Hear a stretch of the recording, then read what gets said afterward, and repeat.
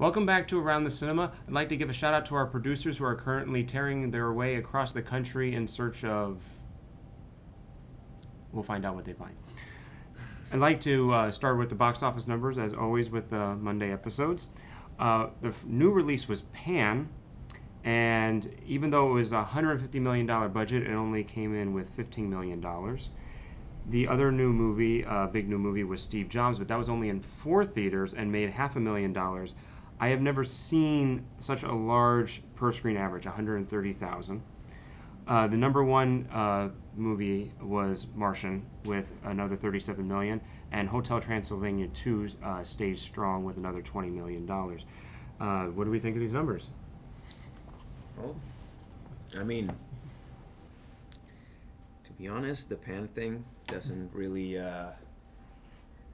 doesn't come as a surprise. If you sit right here, like, you see that, you're thinking about the concept of making Pan, and you go around the room and say, you feel like that's something you would really want to watch, I mean, we've seen Peter Pan a lot. Well,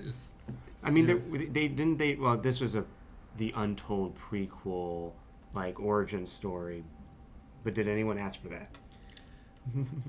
No. I think we asked not to. There's definitely some interesting ideas about it, about Peter Pan, how he meets Hook and all that stuff. But there was just, I don't know, it wasn't marketed well. It just didn't seem like it didn't seem anything different though that you're standing like, well, I need to see this movie. So it kind of. I feel like WB has been lacking in that recently. I didn't see Pan, so I can't say if it was good or not. But with The Man from U.N.C.L.E. was a great film, but I don't feel like the WB did enough to market it. Yeah. So I feel like their movies recently have just been flopping because there's been no presence of marketing. I think they just thought its own weight would carry them, but like Man from U.N.C.L.E., I didn't even know nobody. Yeah. I actually saw it. I saw it on a whim. Fantastic movie. It was really good. So Pan, is super interesting. So I'm not surprised that it didn't do as well against the 150 million. I wonder what it'll be like overseas. I don't know if it has an overseas release yet, because that's a recognizable brand that it'll make back enough, that it won't be a write-off, I think, overseas. Because it's still not that big a budget, for one of these movies. It does definitely have the big, bright showcase of effects and production design that should translate well to a foreign audience. But the thing with Pan is I never kind of got the sense of what this was supposed to be.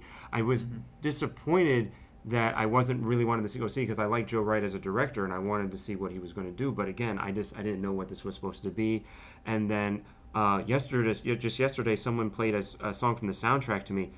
They did a cover of Nirvana's "Smells Like Teen Spirit." Is very out of place in the movie. It was very confusing. So you saw it? I saw Pan. I saw Pan. It was cool and happy. Like, wait a minute. And I was with people who had no idea what that song was, which was, I don't know how they didn't know that song. So if you're seeing that, I'm making fun of you. But yeah, no, it felt out of place. There was a lot of cool visuals in it. It was like definitely a spectacle, but the movie is like, they definitely set it up to be, well, we're building a new universe out of Peter Pan and all that stuff. So like they set it up to like there has to be sequels to it. Like, so there's stuff in it. Like, I don't want to spoil anything. There's something I walked away super disappointed in that didn't happen in the movie. But yeah, so we'll see. I don't know. But in terms of the other box office numbers, Martian stayed number one, right? Yes. In 37 million, so that's really strong. It is currently sitting at 108 gross, and it costs 108 to make.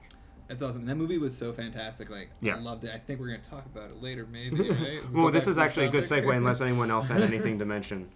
You saw Steve Jobs. I saw Steve Jobs, and it was, it doesn't surprise me that the limited release is that successful.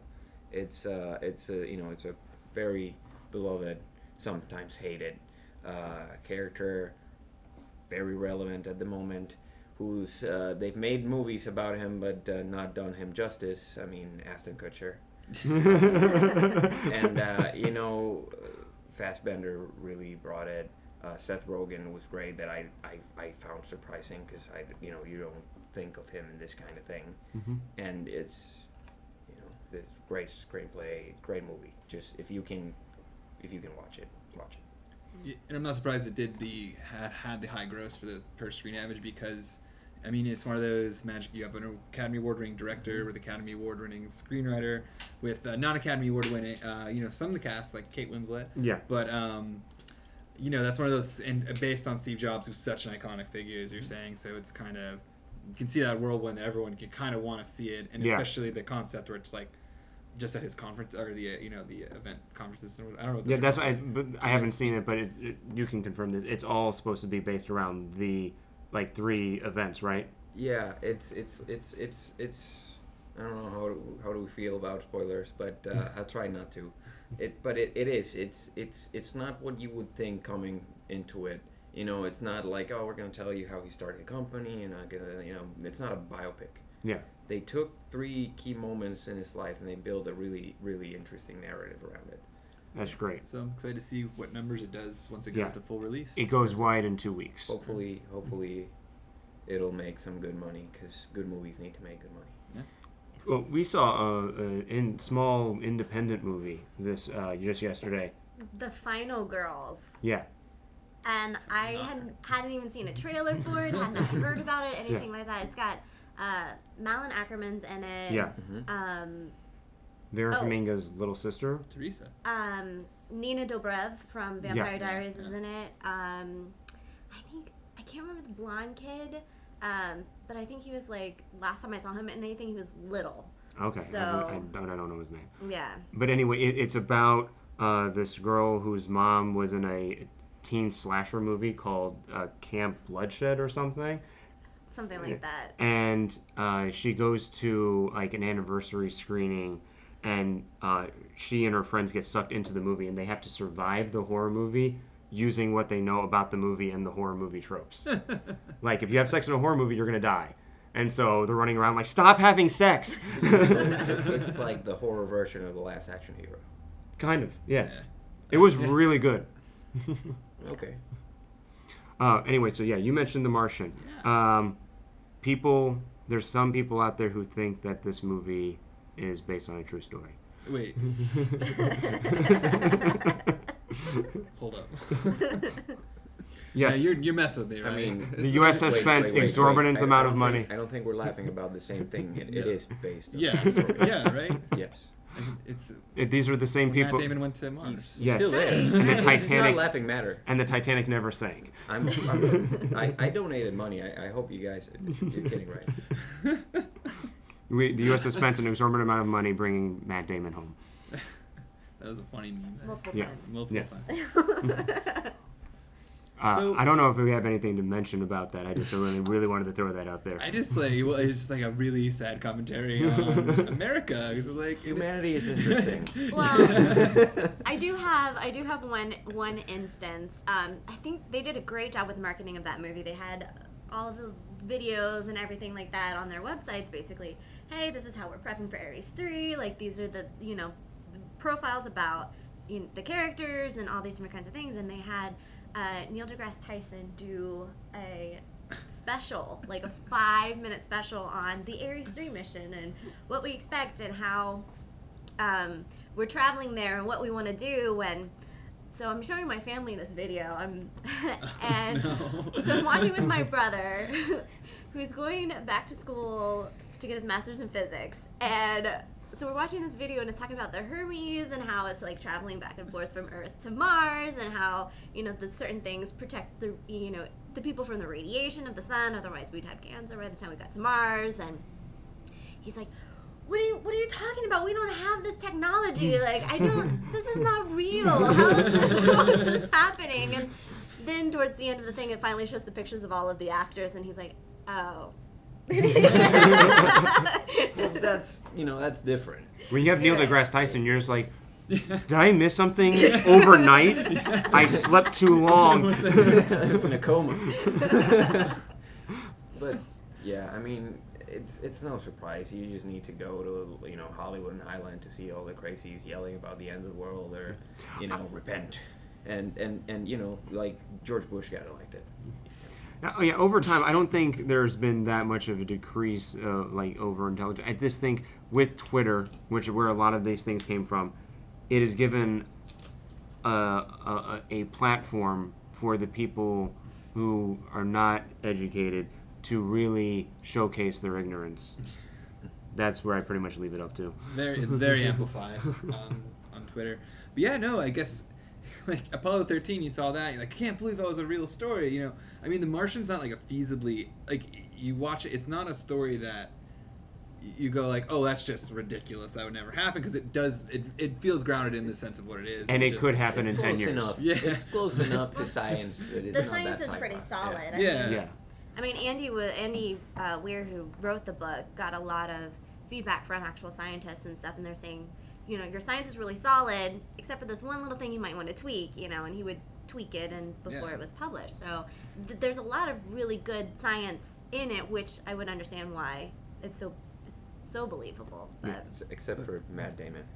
except It's like still for the fact that we haven't been to Mars yet, and let alone been there enough to leave somebody there. Yeah. well, we're having a hard time. I was at the Jet Propulsion Lab has an open house every year. Yeah. And they have this huge exhibit on our Mars missions because it's so popular right now. We've just had the Martian come out. We're gonna a little bit of give and take, and we've got all of this news from NASA about water on Mars, and all of our fantastic pictures from Pluto, and so there's a lot of space news that's going on right now. And so they're having all of the rovers out and the missions that they're planning on doing, and they've got one that's called 2020 about they want to send another rover out there, and it's going to collect samples and then store them and everything that needs to do them properly, and leave them for a future mission to go and pick them up, because we just don't have the technology now to land, collect, and then get it back. So we're at this point in time where we're ready to do these things, but we haven't. So I wonder if the movie like The Martian is like, because space travel is kind of like gone. It's like losing financing. Yeah, it's not a thing anymore. Everyone wanted to be an astronaut now. Little kids, no one wants to say they want to be an astronaut. Yeah, so I wonder if like The Martian's gonna like something like that. Even though we've had Interstellar, and Christopher Nolan movie. Will transcend dimensions. And Gravity, 2 years ago. But The Martian seems like it's hitting more of a core that everyone like loves, because it kind of beautifies it and makes it like a realistic, feasible thing. So I wonder if that's gonna. Yeah, Gravity actually had bigger opening numbers, but that one is crap. Space, life in space is impossible. Yeah, this one was like a fun movie that you could take the whole family to. You might not necessarily be able to take your kids to Gravity, but this one's like, that was just like a great movie. You walk out like, this is awesome, So just I wonder if that will change how much influence Hollywood has. It would be nice society. To see people strive for that again. I don't know. You'd probably have more of an effect on YouTube. So make a viral video of him going to Mars. Save Matt Damon campaign. Again.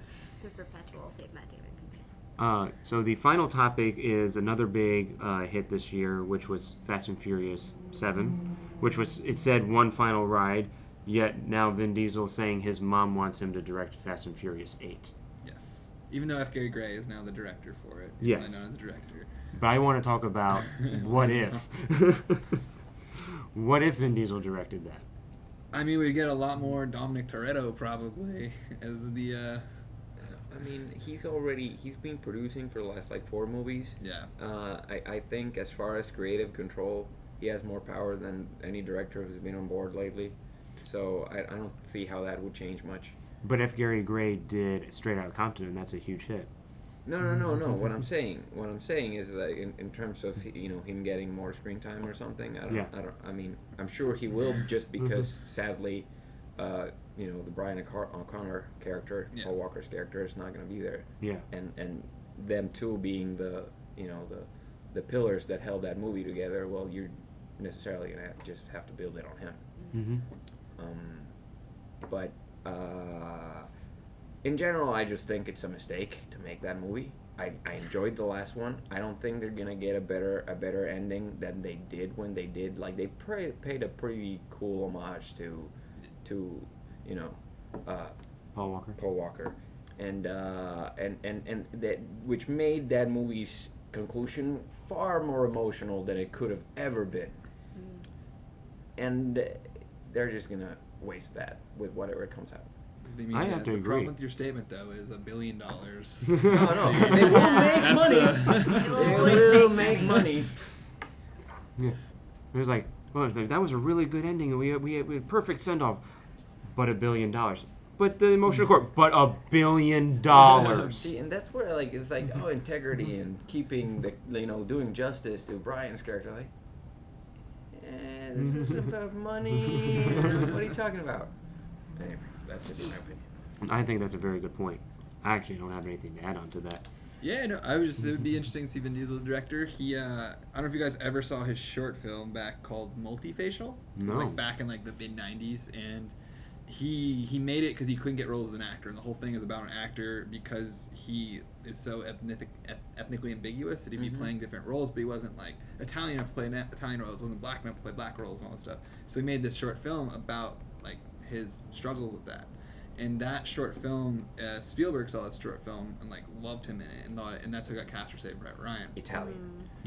Yeah, he's Italian guy. Yeah, Yeah. he's an Italian guy, but he very dark skinned and he could play all sorts of different things. That was just so he directed it. It wasn't necessarily anything provocative of a short film, but it's just interesting enough that his career took off from that. And then he did there's a short film he did for the Fast and Furious franchise, which was I think it was after 4. Or it was between 3 and 4, it came out with 4, and it was kind of how Toretto got back with the gang and stuff. I haven't seen it, and stuff. So it'd be interesting. I mean, it's more interesting because there's a lot of actors go towards that. I don't know if an actor should be jumping to a $200 million budget movie. I think that's a bad idea. Well, but at least with the good part with that is you've got somebody else completely directing all of the stunts in the second unit. Yeah. So it's not like he's really doing the whole thing by himself. And he's been around. He's seen, he's got a pretty good film school behind him. Yeah. Let's just say. Yeah. I wonder though if now here's the question: if he's a terrible director, is that movie going to be any worse? Will it make any less money? Or if it's no. That's it'll definitely make the money. Maybe it won't happen. The Fast and Furious franchise has gotten to a point where it's in the cult following thing. Yeah. Except that it's a huge cult following. It's like the church. Yeah. So when you have cult following, your fans follow you. Even when they hate what you do, they still watch it. And they're gonna be on board no matter what he does. If they give it to him, people will watch it. Yeah. Something But that was all. Well, so go ahead. I was Oh. going to say that was this is all under this is a hypothetical because it does have a director now. Yeah, well, so F. Gary Gray, something that's really interesting that I haven't seen anywhere. I was like, it's a connection in my head. He directed The Italian Job. Which was good. It was a great movie. And they were supposed to do a sequel to The Italian Job called Brazilian Job. Never got made. Never got made, but they turned that script into something called Fast and Furious 5. That one, I didn't know that it became Fast Five. Oh, Okay. So that's why it became a heist movie. Yeah. So that's why. Oh, okay. So they took all the plot elements from the Brazilian Job and turned it into Fast and Furious. I did not know that. Yeah, and that The was more you know. And that was Fast 5 was actually a really great movie. That's Yeah. what really You heard it kickstarted here first. Yeah. Made the connection. I saw F. Gary Gray a couple weeks ago drinking a beer. Hey, yeah.